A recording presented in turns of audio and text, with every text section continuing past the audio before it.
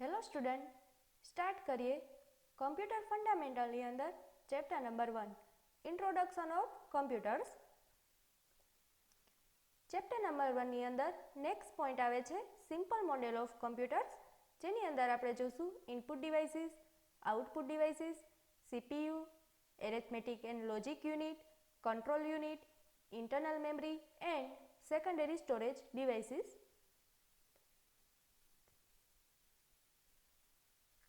Input devices આપણે આગળના વિડીયોમાં જોઈ ગયા છીએ. હવે આવે છે output devices. The computer would be of no use if the result after processing are not disseminated. એટલે કે જો પ્રોસેસિંગ થઈને મળેલું આઉટપુટ આપણને ડિસ્પ્લે ન થાય તો તેવા કમ્પ્યુટરનો યુઝ લોકો ન કરે. Output devices convert information from machine readable form to human readable form. Output device છે તે મશીન રીડેબલ ફોર્મની અંદરથી હ્યુમન રીડેબલ ફોર્મની અંદર ડેટાને કન્વર્ટ કરે છે. The most common devices use in computer system is the monitor where information is display. સામાન્ય રીતે કમ્પ્યુટર સિસ્ટમની અંદર આઉટપુટ ડિવાઇસની અંદર મોનિટરનો યુઝ થાય છે કે જેની અંદર ઇન્ફોર્મેશન છે તે ડિસ્પ્લે થાય છે. This form of output is known as soft copy and the form of output which we are getting on the printer is known as hard copy.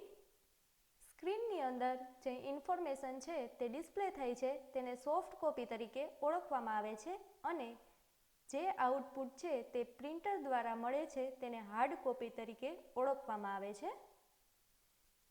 The output device of a computer provides the information and result of an arithmetical computation or some other kind of data processing such as a search to the outside world.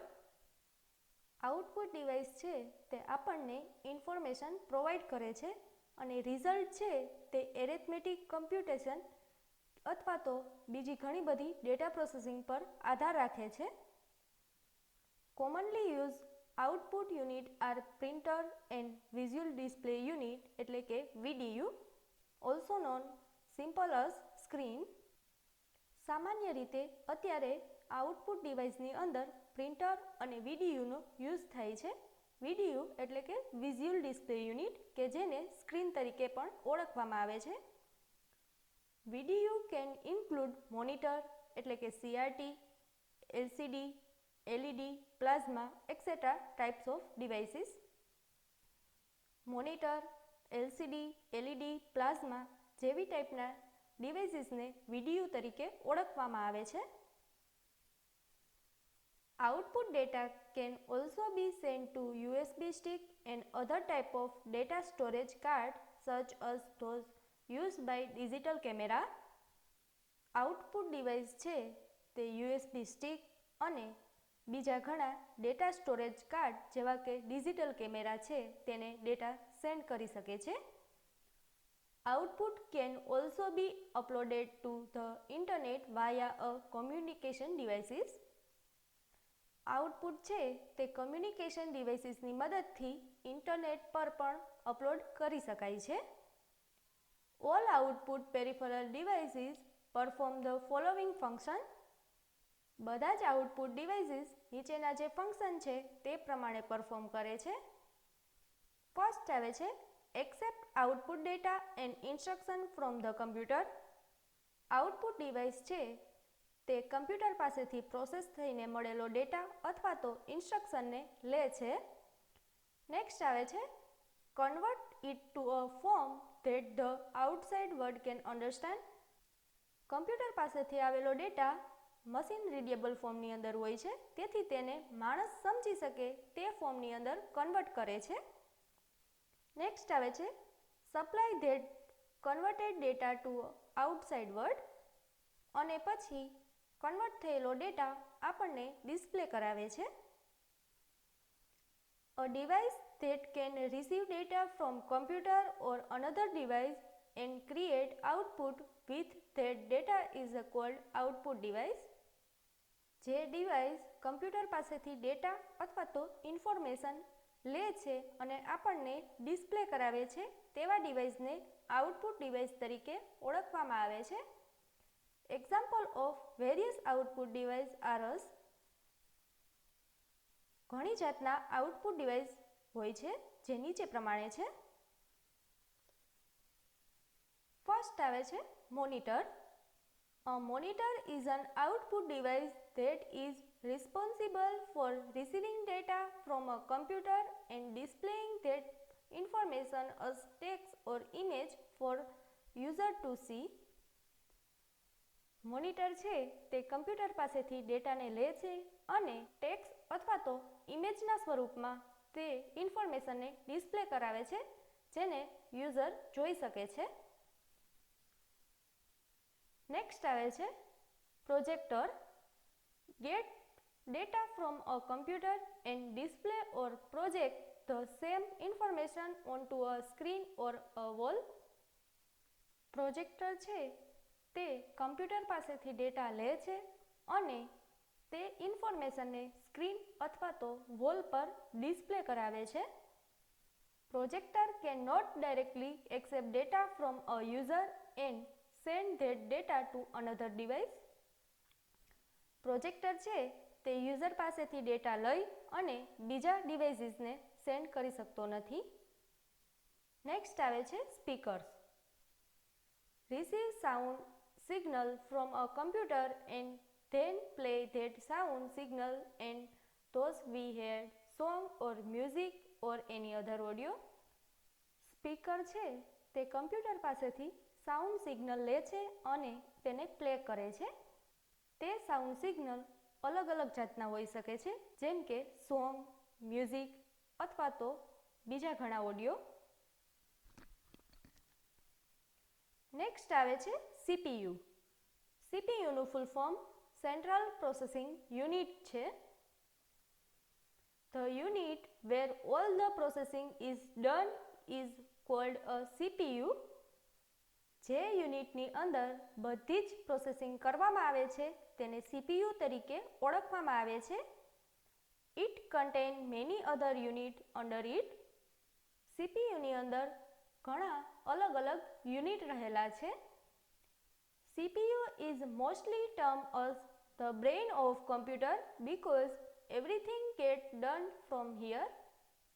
સીપીયુની અંદર બધી જ જાતના processing અને બીજા ઘણા work થાય છે તેથી તેને કમ્પ્યુટરના બ્રેઇન તરીકે ઓળખવામાં આવે છે. For example, if you want to store something it is not store directly, the data is store through CPU.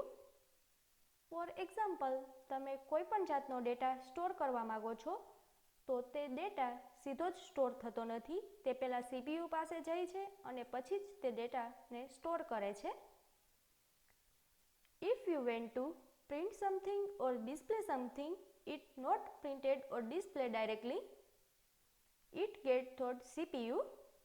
For example, તમે કાંઈ પ્રિન્ટ કરાવવા માગો છો અથવા તો કાંઈ ડિસ્પ્લે કરાવવા માગો છો તો તે સીધી રીતના પ્રિન્ટ અથવા ડિસ્પ્લે થતું નથી. પહેલાં તે CPU પાસે જાય છે અને પછી તે પ્રિન્ટ અથવા તો ડિસ્પ્લે થાય છે. If you want to process something, of course, the processing is done inside CPU itself.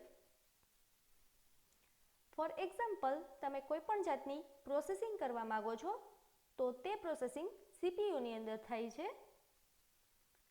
This is the reason it is mostly termed as the brain of computer. બધી વસ્તુ CPU પર આધાર રાખે છે તેથી તેને કમ્પ્યુટરનું બ્રેઇન કહેવામાં આવે છે. Although CPU has many parts within it, but as a theory, it has main three parts which play important role in the whole functioning of CPU. આમ જોઈએ તો CPUની અંદર ઘણી જાતના પાર્ટ રહેલા છે, પરંતુ ત્રણ જે મેઇન પાર્ટ છે તે જ આખા CPUનું ફંક્શનિંગ કરે છે, એટલે કે તેમાં ઇમ્પોર્ટન્ટ રોલ છે. તે નીચે પ્રમાણે છે, જેની અંદર ફર્સ્ટ આવે છે ALU એટલે કે arithmetic and logic unit.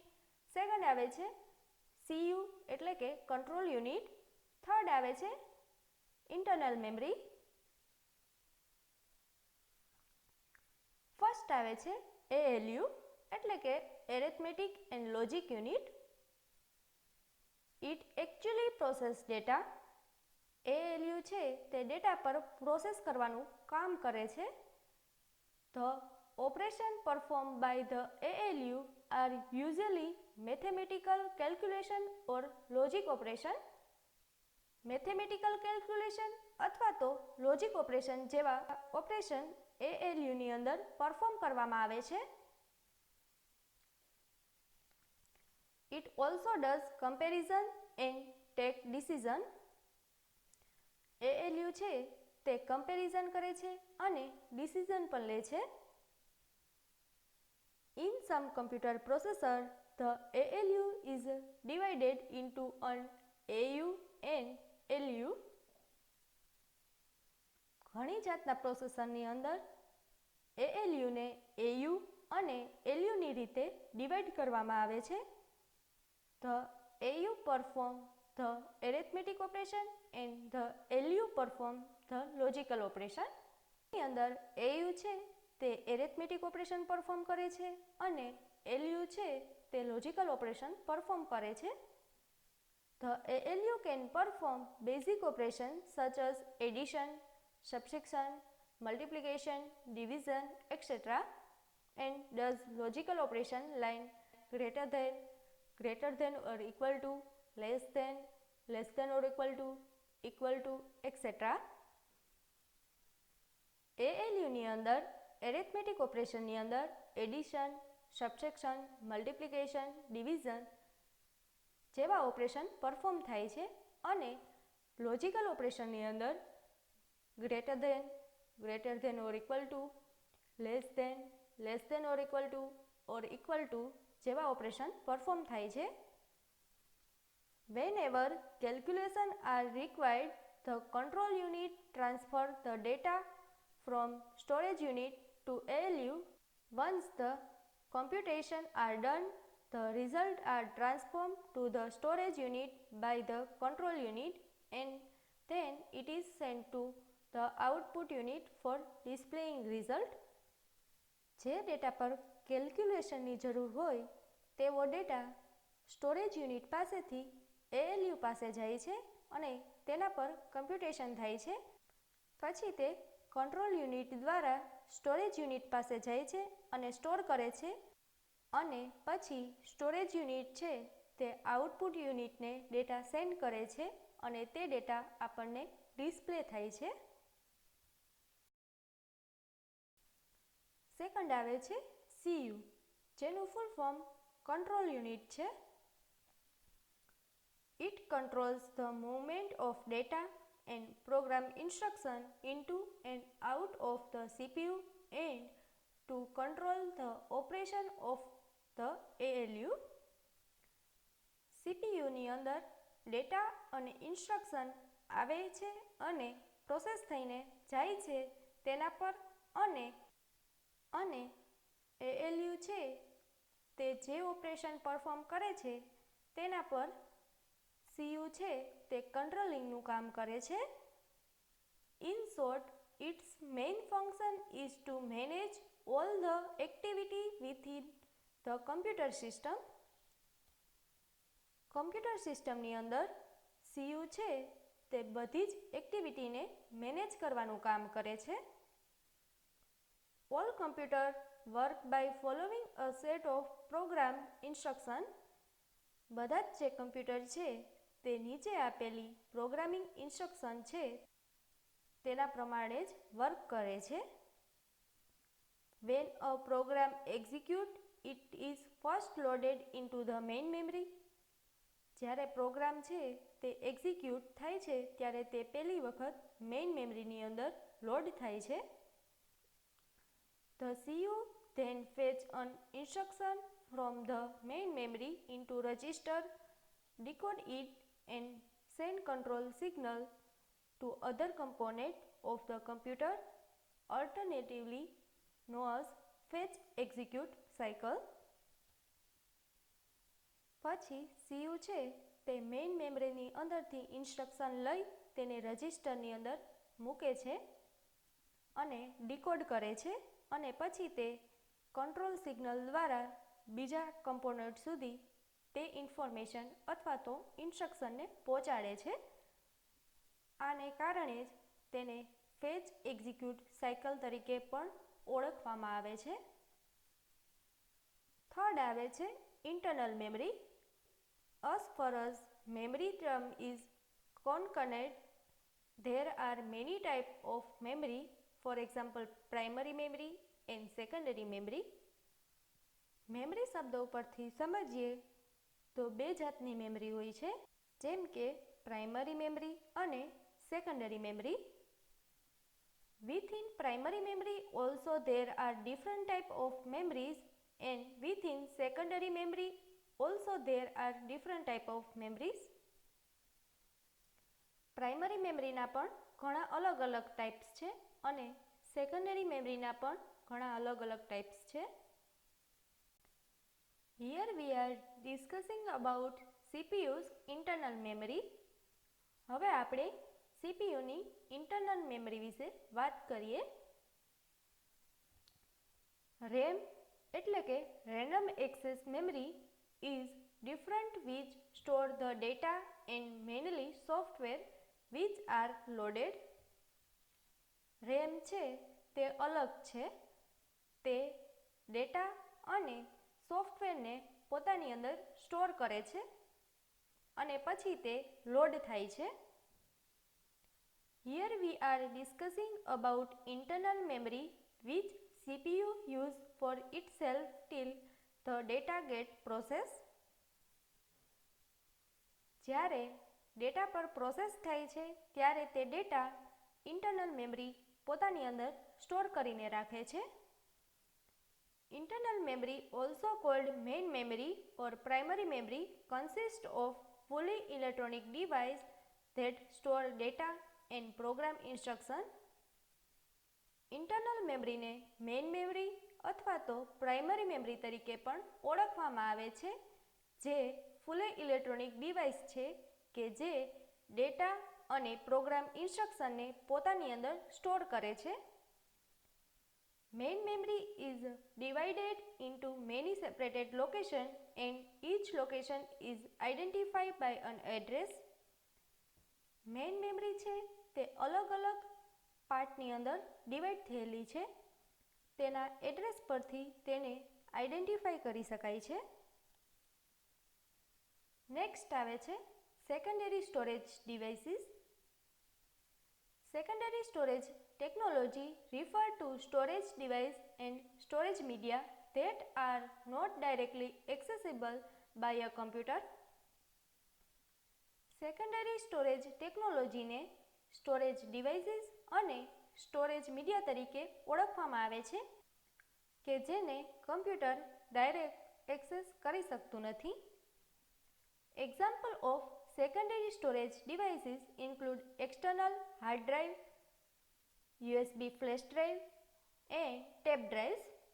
External hard drive, USB flash drive અને tape drive છે તે secondary storage devices ના example છે. This device must be connected to a computer's external I/O ports in order to be accessed by the system. આ છે તે I/O પોર્ટની અંદર connected હોય છે અને તેને ઓર્ડર પ્રમાણે જ સિસ્ટમ તેને એક્સેસ કરી શકે છે. They may or may not require their own power supply.